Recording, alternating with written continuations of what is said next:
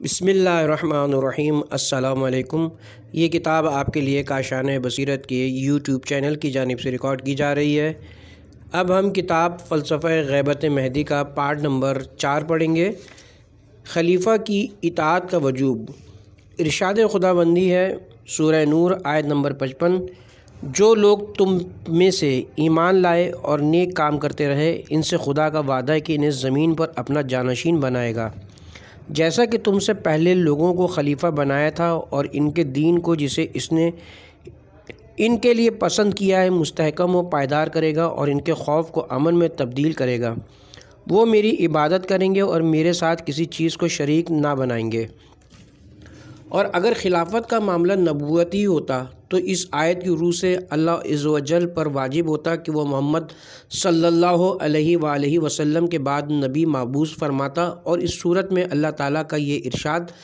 صحیح نہ ہوتا کہ وخاتم النبیین سورہ احزاب آیت نمبر 40، اور محمد تمام نبیوں کا خاتم ہے۔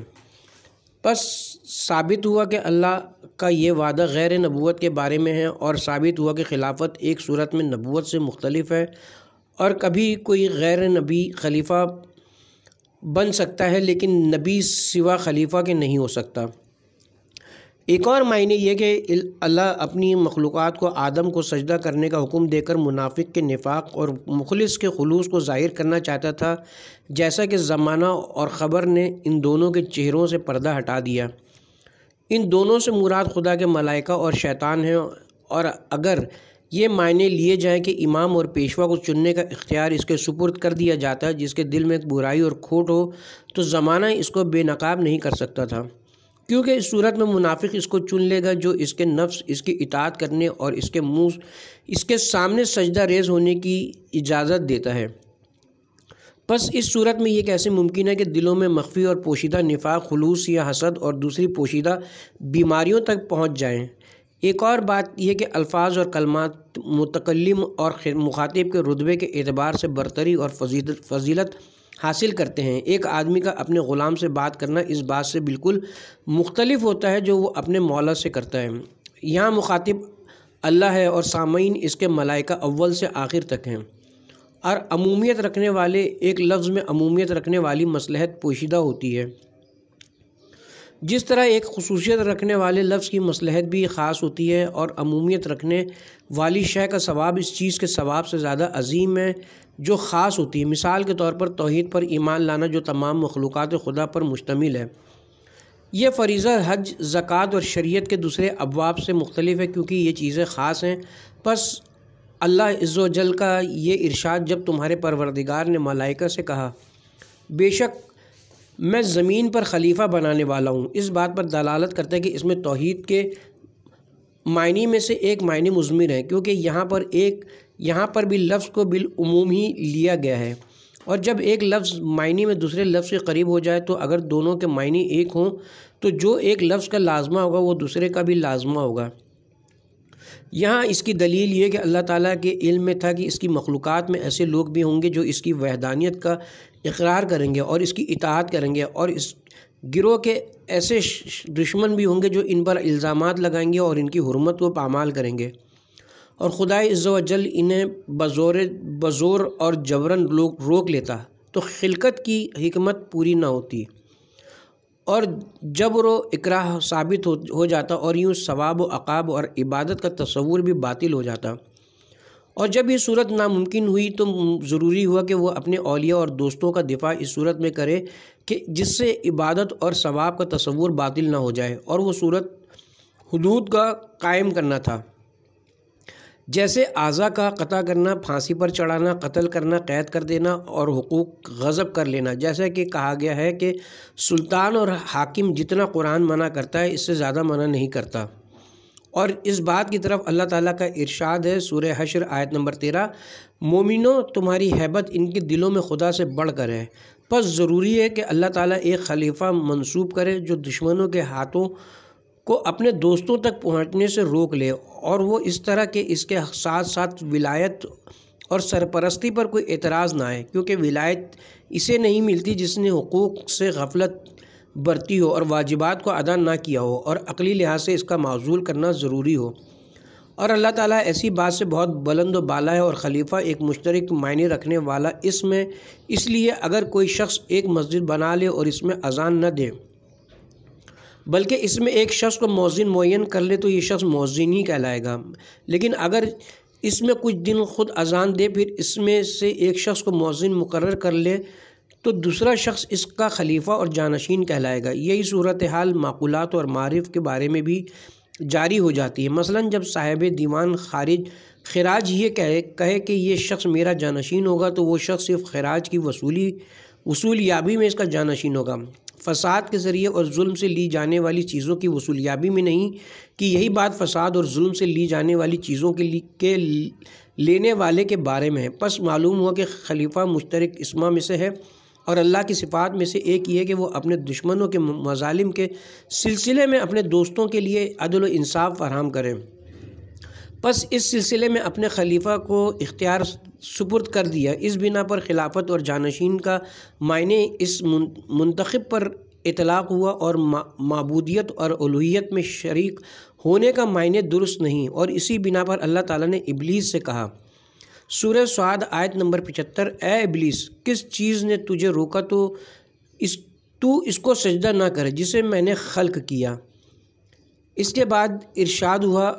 جس کو میں نے اپنے ہاتھ سے پیدا کیا، تو نے تکبر کیا، اور اس سے بہانہ اور عذر ختم ہو جاتا ہے، اور یہ وہم و گمان رفع ہو جاتا ہے کہ وہ ایسا خلیفہ ہے جو اللہ کی وحدانیت میں اس کا شریک بنا ہے۔ پس اللہ کا ارشاد یہ تھا کہ تمہیں یہ معلوم ہونے کے بعد کہ اس کو اللہ نے خلق کیا ہے، کس چیز نے سجدہ کرنے سے باز رکھا۔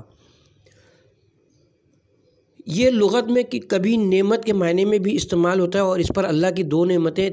ایسی تھیں جنہوں نے بہت سی نعمتوں کو سمیٹ لیا تھا، جیسا کہ ارشاد رب العزت ہے سورہ لقمان آیت نمبر 20، اور تم پر اپنی ظاہری اور باطنی نعمتیں پوری کر دیں، اور وہ نعمتیں ایسی تھی کہ جنہوں نے اتنی نعمتوں کو اپنے اندر سمیٹ لیا کہ وہ ناقابل شمار ہیں۔ پھر اس پر طرز تحکم کو سخت کر لیا، جیسے کوئی کہنے والا کہتا ہے کہ تم میری ہی تلوار سے مجھ سے جنگ کرتے ہو، اور میرے ہی تیر سے مجھ پر وار کرتے ہو، اور یہ طرز گفتار قبیح اور برا بھلا کہنے میں زیادہ بلیغ اور رسیہ ہے۔ پس اللہ کا یہ ارشاد، اور جب تیرے پروردگار نے ملائکہ سے کہا کہ میں زمین پر خلیفہ بنانے والا ہوں، ایک متشابہ کلام ہے، اور اس کے تشابہ کی ایک صورت یہ کہ جاہل کے ذہن میں یہ بات آتی ہے کہ اللہ عز و جل ان باتوں میں جو اس پر متشابہ ہو جاتی ہیں اپنی مخلوق کے ساتھ مشورہ کرتا ہے، نعوذ باللہ، اور صاحب دلیل جبکہ وہ اللہ کے افعال کے محکم ہونے اور اس کی جلالت پر دلیل رکھتا ہے کہ نزدیک اللہ کی ذات اس سے بلند و بالا ہے کہ اس پر کوئی بات مشتبہ ہو جائے یا کوئی صورت اس کو عاجز بنا دے، کیونکہ وہ ذات ایسی ہے کہ آسمانوں اور زمین پر کوئی شے اسے عاجز اور ناتواں نہیں کر سکتی۔ پس اس آیت متشابہ کو سمجھنے کی راہ وہی راہ ہے جو اس جیسی دوسری متشابہ آیات کے لیے متعین ہے، یعنی ان کو محکم آیات کی طرف پلٹایا جائے جس سے یقین حاصل ہو جائے، اور نادانوں اور کفر و الحاد کی طرف جانے والوں کے لیے کوئی بہانہ نہ رہے۔ پس اللہ تعالیٰ کا یہ ارشاد، جب تیرے پروردگار نے ملائکہ سے کہا کہ میں زمین پر اپنا خلیفہ بنانے والا ہوں، اسی معنی پر دلالت کرتا ہے کہ وہ انہیں ایک عظیم اطاعت جو توحید سے منسلک ہے کی طرف ہدایت کر رہا ہے، جس کے ذریعے اللہ عز و جل سے ہر قسم کی خواہشات، نفس کی پیروی، ظلم، حقوق کا ضائع ہونا اور ہر وہ چیز جس سے ولایت غیر صحیحوں کی نفی ہو جائے۔ پس اس صورت میں حجت کامل ہو جاتی ہے، اور کسی کے لیے حق سے غفلت برتنے کی صورت میں کوئی عذر اور بہانہ باقی نہیں رہتا۔ ایک اور بات یہ کہ اگر اللہ تعالیٰ یہ جان لے کہ اس کا ایک بندہ اطاعتوں میں سے ایک میں اپنی مرضی کے ساتھ عبادت کرتا ہے تاکہ اس کے ذریعے شرف بندگی حاصل ہو اور ثواب کا مستحق ٹھہرے، اور اللہ اس سلسلے میں چشم پوشی اختیار کرے، ایسی صورت میں ہم یہ کہہ سکتے ہیں کہ پھر تو اول سے آخر تک کی مخلوقات کے تمام حقوق کے سلسلے میں بھی اللہ تعالیٰ کی چشم پوشی کا امکان موجود ہے،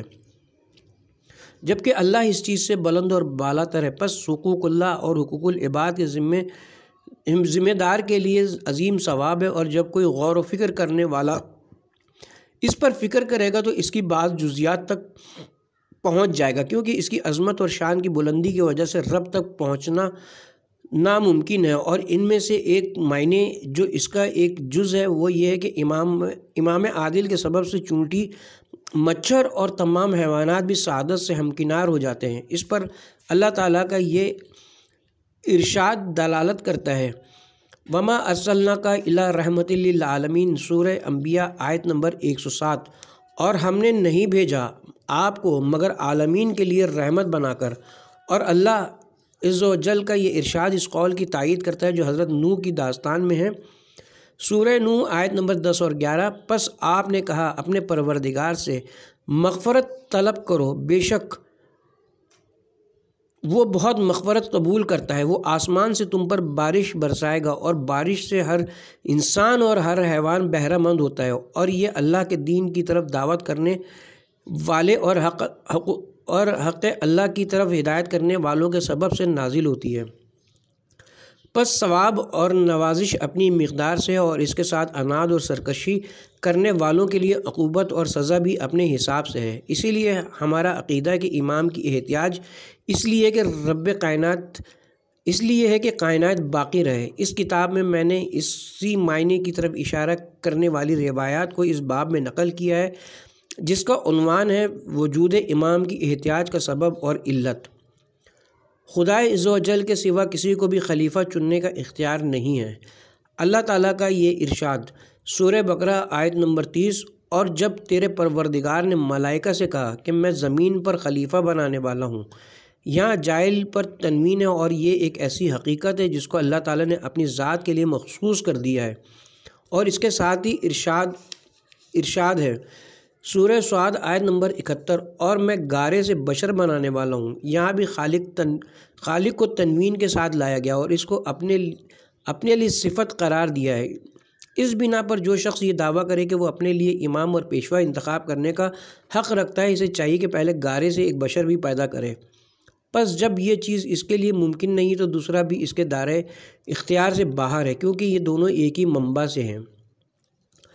ایک اور معنی یہ ہے کہ ملائکہ اپنی فضیلت، برتری اور عصمت کے باوجود امام کے انتخاب کے لیے اہلیت نہیں رکھتے، یہاں تک کہ اس امر عظیم کو اللہ تعالیٰ ہی نے سر انجام دیا اور اس کے ذریعے اپنی تمام مخلوقات پر یہ حجت قائم کر دی کہ دیکھو انتخاب امام میں تمہارے لیے کوئی سبیل اور راہ نہیں ہے، اس لیے کہ ملائکہ کے لیے بھی اپنے صفا، وفاداری اور عصمت کے باوجود اس سلسلے میں کوئی راہ اور سبیل نہیں ہے، جبکہ کثیر آیات میں اللہ تعالیٰ نے ان کی مدح کی ہے، جیسا کہ اس کا ارشاد ہے سورہ انبیاء آیت نمبر 26 اور 27، بلکہ وہ مکرم بندگان ہیں، قول میں اس پر سبقت نہیں لیتے اور اس کے حکم پر عمل کرتے ہیں۔ اور دوسری جگہ ارشاد ہے سورہ تحریم آیت نمبر 6، جو کچھ اللہ حکم دیتا ہے اس میں نافرمانی نہیں کرتے، اور جو کچھ انہیں حکم دیا جاتا ہے اس کی تعمیل کرتے ہیں۔ اور پھر انسان اپنے اندر نقص، عقل اور نادانی اور جہالت کے ہوتے ہوئے کس طرح اس عظیم کام کو صحیح طور پر انجام دے سکتا ہے؟ دیکھیے، امامت کے علاوہ احکام جیسے نماز، زکوٰۃ، حج وغیرہ کے سلسلے میں بھی اللہ تعالیٰ نے کوئی چیز ان کی مرضی اور منشا پر نہیں چھوڑی ہے، تو یہ کیوں کر ممکن ہے کہ وہ تمام احکام اور تمام حقائق کی جامع اور سب سے اہم چیز کو ان کے سپرد کر دے۔ ہر زمانے میں ایک خلیفہ کی ضرورت، اور اللہ تعالیٰ کے ارشاد میں خلیفہ اس بات کی طرف اشارہ کرتا ہے کہ ایک ہی خلیفہ ہوگا، اور اس سے ان لوگوں کا یہ قول باطل ثابت ہو جاتا ہے جو کہتے ہیں کہ ایک ہی وقت میں کئی اماموں کا ہونا ممکن ہے، جبکہ اللہ نے صرف ایک ہی پر اکتفا کیا ہے۔ اور اگر ان لوگوں کی وہ دلیل صحیح ہوتی جو انہوں نے چند اماموں کے ہونے پر قائم کی ہے، تو اللہ تعالیٰ کبھی ایک پر اکتفا نہ کرتا، اور ہمارا دعویٰ ان کے دعوے کے مقابلے میں ہے، اور قرآن ہمارے دعوے کو ترجیح دے رہا ہے نہ کہ ان کے قول کو۔ اور اگر دو کلام ایک دوسرے کے مد مقابل ہوں اور قرآن ان میں سے ایک کو ترجیح دے تو ترجیح پانے والا قول ہی قابل تسلیم ہے۔ وجود خلیفہ کی ضرورت، سورہ بقرہ آیت نمبر 30، اور جب تیرے پروردگار نے ملائکہ سے کہا، جس میں اللہ تعالیٰ نے نبی کو خطاب کیا ہے، جہاں ارشاد فرماتا ہے رب کا یعنی تیرے پروردگار نے، یہ بہترین دلیل ہے کہ اللہ تعالیٰ اس معنی کو آپ کی امامت میں قیامت تک جاری رکھنا چاہتا ہے۔ اس لیے زمین امت محمدی کے لیے خدا کی حجت سے خالی نہیں رہتی، اور اگر یہ بات نہ ہوتی تو اللہ تعالیٰ کے اس قول میں رب کا یعنی تیرے پروردگار کہنے کی کوئی حکمت اور مصلحت نہ ہوتی، اور ضروری ہوتا کہ وہ لفظ ربہم یعنی ان ملائکہ کے پروردگار استعمال کرتا، اور جو حکمت اللہ تعالیٰ گزشتہ نسلوں کے لیے اختیار کرتا ہے وہی حکمت بعد میں آنے والی نسلوں کے لیے بھی انتخاب کرتا ہے، اور اس کی حکمت اور مصلحت میں زمانے کے گزرنے اور گردش ایام کی وجہ سے تبدیلی نہیں ہوتی، کیونکہ وہ ذات عز و جل عدل و حکمت والی ہے۔ اس کی اپنی کسی مخلوق کے ساتھ کوئی نسبت اور کوئی رشتہ نہیں ہے، اور وہ اس سے پاک اور منزہ ہے۔ عصمت امام کی ضرورت اور اللہ تعالیٰ کے اس ارشاد اور جب تیرے پروردگار نے ملائکہ سے کہا بے شک میں زمین پر خلیفہ قرار دینے والا ہوں کے لیے ایک معنی یہ بھی ہے کہ اللہ تعالیٰ کسی کو اپنا خلیفہ نہیں بناتا مگر اس کو جس کے باطن اور اندرون میں طہارت اور پاکیزگی ہو تاکہ وہ خیانت سے دور رہے، کیونکہ اگر کسی ایسے شخص کو انتخاب کرے جس کا اندرون پاک اور طاہر نہ ہو تو اس نے نعوذ باللہ اپنی مخلوقات کے ساتھ خیانت کی، جیسے کہ اگر کوئی دلالی کرنے والا کسی تاجر کو کوئی قلی دے دے اور وہ قلی اس کے ساتھ خیانت کرے تو اس صورت میں دلالی کرنے والا خائن ہوگا۔ پس کیسے ممکن ہے کہ اللہ تعالیٰ خیانت کرے جبکہ اس کا ارشاد ہے اور اس کا قول حق ہے۔ سورہ یوسف آیت نمبر 52۔ بے شک اللہ تعالیٰ خیانت کرنے والوں کے مکر کو نہیں چلنے دیتا، اور حضرت محمد صلی اللہ علیہ وسلم کو اس قول کے توسط سے یہ ادب تعلیم فرما رہا ہے کہ سورہ نساء آیت نمبر 105 اور دغا بازوں کی حمایت میں کبھی بحث نہ کرنا۔ پس کیوں کرو اور کیسے ممکن ہے کہ وہ اس کام کو کر ڈالے جسے خود نہیں کرتا ہے، جبکہ اس نے یہود کو ان کے نفاق کے سبب سے برا بھلا کہا ہے اور ارشاد فرمایا ہے سورہ بقرہ آیت نمبر 44 تم لوگوں کو تو نیکی کا حکم دیتے ہو اور اپنے نفسوں کو بھلا دیتے ہو، جبکہ تم کتاب کی تلاوت بھی کرتے ہو، تم عقل سے کام نہیں لیتے۔ اور اللہ تعالیٰ کے ارشاد میں اور جب تمہارے پروردگار نے ملائکہ سے کہا میں زمین پر اپنا خلیفہ بنانے والا ہوں،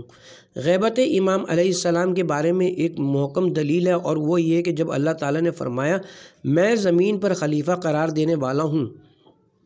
اس کلام کے ساتھ ایک چیز کو واجب قرار دیا، اور وہ یہ کہ سب کے سب اس کی اطاعت کے لیے متقد ہو جائیں، اور دشمن خدا شیطان نے اس لفظ سے نفاق کو اپنے دل میں جگہ دی اور اسے پوشیدہ رکھا، یہاں تک کہ اسی کی وجہ سے وہ منافق بن گیا۔ اس کے دل میں تھا کہ جب بھی اس کی اطاعت کرنے کا حکم دیا جائے تو میں اس کی مخالفت کروں گا۔ پس اس کا نفاق بدترین نفاق تھا، کیونکہ یہ پیٹھ پیچھے کا نفاق ہے۔ اس بنا پر وہ تمام منافقین میں سب سے زیادہ ذلیل و خوار ہو گیا، اور جب اللہ تعالیٰ نے اپنے ملائکہ کو اس خلافت قائم کرنے کے بارے میں بتایا تو ان کے دلوں میں اس کی اطاعت پر اعتقاد ہو گیا، اور وہ اس کے مشتاق تھے اور اسی کو اپنے دل میں پنہاں کیے ہوئے تھے، بالکل اس چیز کے متضاد جو شیطان اپنے دل میں چھپائے ہوئے تھا۔ اس بنا پر ملائکہ کے رتبے اور درجات میں اتنا ہی اضافہ ہو گیا جتنا کہ دشمن خدا کو ذلت اور حقارت سے دوچار ہونا پڑا۔ پس پیٹھ پیچھے کی اطاعت اور اتباع زیادہ ثواب اور مدح و تعریف کا باعث ہے، کیونکہ ایسی اطاعت شبہ اور مغالطہ سے دور ہے، اور اسی لیے رسول خدا سے روایت ہے کہ آپ نے فرمایا جو شخص اپنے بھائی کے لیے اس کی غیر موجودگی میں دعا کرے تو آسمان سے ایک فرشتہ اسے ندا دیتا ہے کہ تیرے لیے بھی اس کی مثل ہوگی۔ اور اللہ تعالیٰ نے اپنے دین کی ایمان بالغیب پر تاکید کی ہے اور کہا ہے ھدی للمتقین الذین یؤمنون بالغیب، سورہ بقرہ آیت نمبر 2 اور 3۔ قرآن ہدایت ہے متقیوں کے لیے جو غیبت پر ایمان لاتے ہیں۔ پس غیبت پر ایمان لانا صاحب ایمان کے لیے عظیم ترین ثواب کا باعث ہے، کیونکہ ایسا ایمان ہر قسم کے عیب و شک و شبہ سے خالی ہے، اس لیے کہ خلیفہ کی بیعت اس وقت جب وہ سامنے ہو تو بیعت کرنے والے کے بارے میں یہ وہم و گمان ہوتا ہے کہ شاید یہ اس کی اطاعت کسی مفاد یا حصول مال کی خاطر کر رہا ہے، یا قتل وغیرہ کے خوف سے ایسا کر رہا ہے، جیسے کہ دنیا والے اپنے بادشاہوں کی اطاعت اسی بنا پہ کرتے ہیں، جبکہ غیب پر ایمان لے آنا ان تمام باتوں سے محفوظ اور مبرہ رہنا ہے اور ان جیسے عیبوں سے پاک ہے۔ اور اس بات پر اللہ تعالیٰ کا یہ ارشاد دلالت کرتا ہے سورہ مومن آیت نمبر 84 اور 85۔ پس جب انہوں نے ہمارے عذاب کو محسوس کیا تو کہنے لگے ہم خدائے یکتا پر ایمان لے آئے اور جس چیز کو اس کے ساتھ شریک ٹھہراتے تھے اس سے نامعتقد ہوئے، لیکن جب ہمارا عذاب دیکھ چکے تو ان کے ایمان نے ان کو کوئی نفع نہیں دیا۔ اور جب اطاعت گزار بندوں کو ایمان بالغیب حاصل ہو گئے تو اللہ تعالیٰ نے اپنے ملائکہ کو بھی ثواب سے محروم نہیں رکھا۔ روایت میں آیا کہ فرشتوں سے اللہ تعالیٰ کا یہ کلام حضرت آدم کی خلقت سے 700 سال پہلے ہوا تھا، اور اس مدت میں ملائکہ کو اطاعت کا ثواب اپنے اپنے حساب سے ملتا رہا۔ اور اگر کوئی شخص اس روایت کا اور اس میں مذکورہ مدت کا منکر ہو جائے تو اس صورت میں اس کے لیے اس کے سوا کوئی چارہ نہیں کہ وہ ایک لمحے کے لیے غیب کا قائل ہو جائے، اور ایک لمحہ بھی مصلحت اور حکمت سے خالی نہیں رہتا۔ اب جہاں ایک لمحہ اور ساعت میں ایک حکمت اور مصلحت ہو، وہاں 2 لمحوں اور 2 ساعتوں میں 2 حکمتیں ہیں۔ اسی طرح لمحات اور ساعت میں بہت سی حکمتیں اور مصلحتیں پوشیدہ ہیں، اور جتنا وقت اور مدت میں اضافہ ہوتا جائے گا اتنا ہی ثواب میں اضافہ ہوتا جائے گا، اور جتنا ثواب میں اضافہ ہوگا اتنے ہی اللہ کی رحمت سے پردے اٹھ جائیں گے اور اس کی عظمت اور جلالت پر دلالت کریں گے۔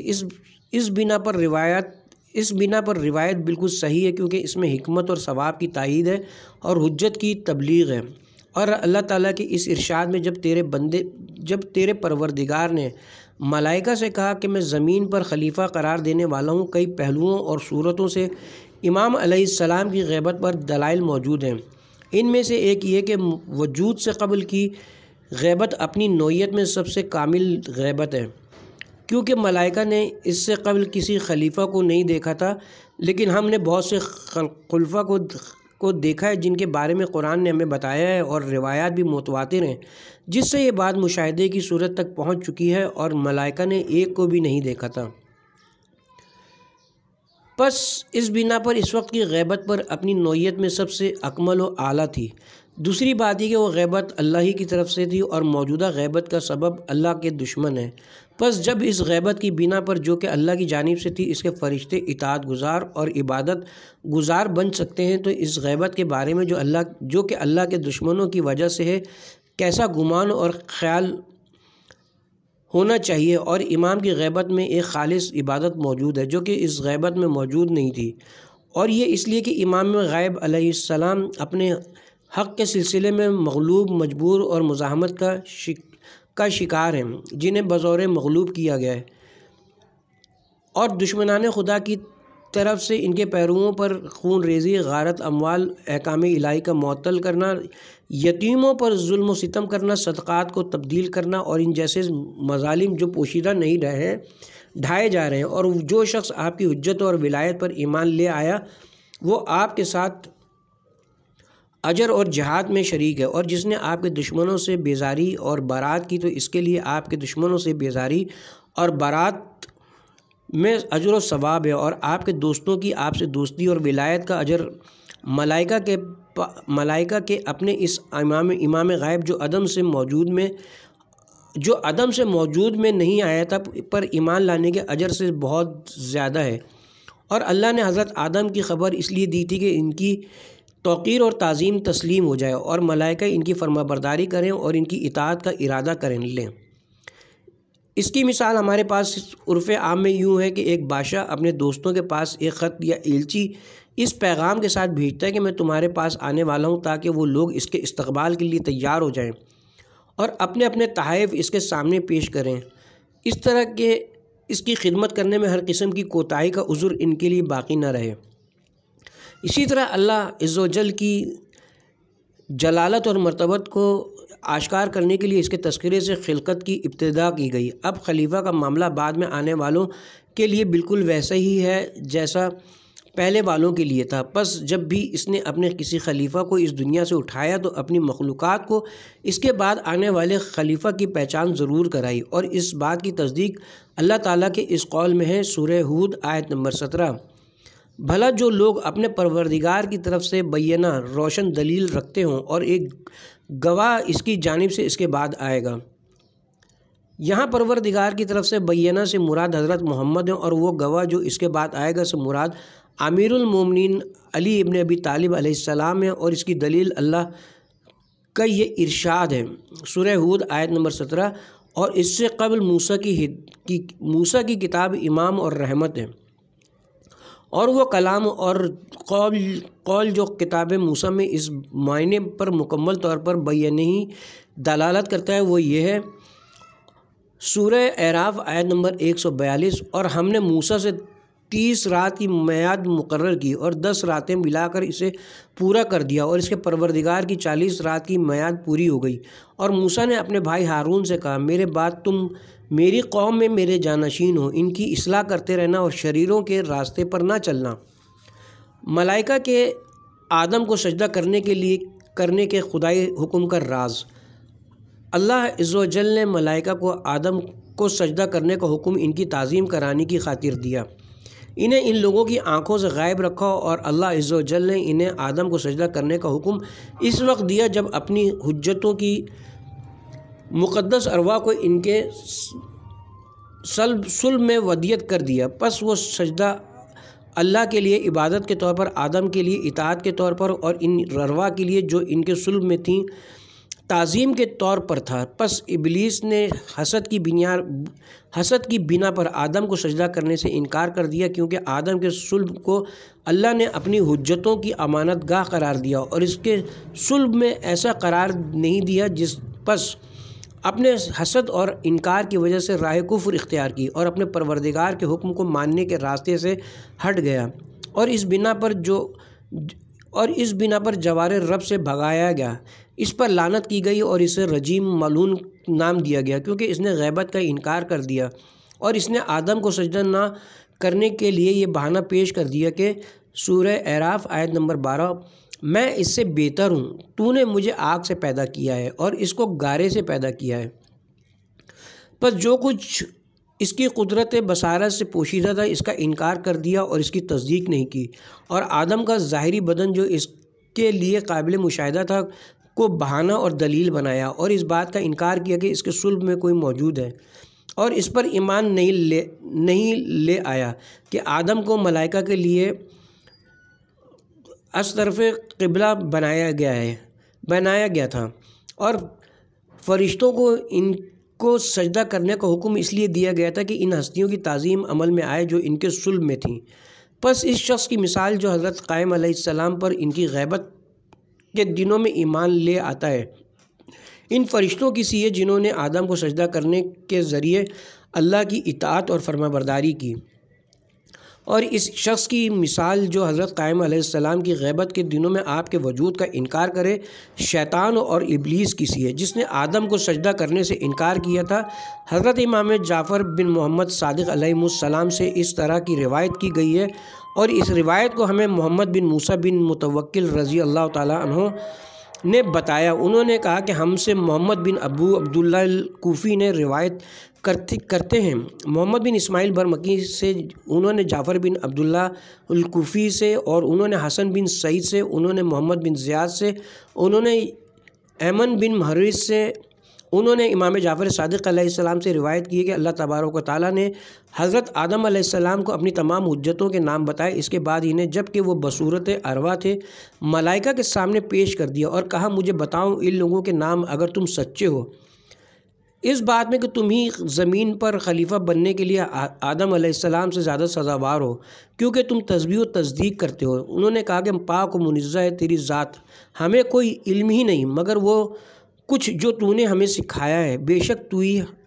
علیم و حکیم ہے۔ اللہ تبارک و تعالیٰ نے فرمایا اے آدم بتاؤ انہیں ان لوگوں کے اسما۔ پس جب آدم نے انہیں بتایا تو وہ ان ہستیوں کے اللہ کے نزدیک عظیم رتبے اور منزلت سے واقف ہو گئے، اور یہ جان گئے کہ وہ لوگ ہی زمین پر اللہ کے خلیفے اور جانشین بننے اور اس کی مخلوقات کے لیے حجت قرار پانے کے زیادہ حقدار ہیں۔ اس کے بعد اللہ نے ان ہستیوں کو فرشتوں کی نظروں سے مخفی کر دیا اور انہیں ان کی ولایت اور حجت کا حکم دے دیا، اور ان سے کہا میں نے تم سے نہیں کہا تھا کہ میں آسمانوں اور زمین کے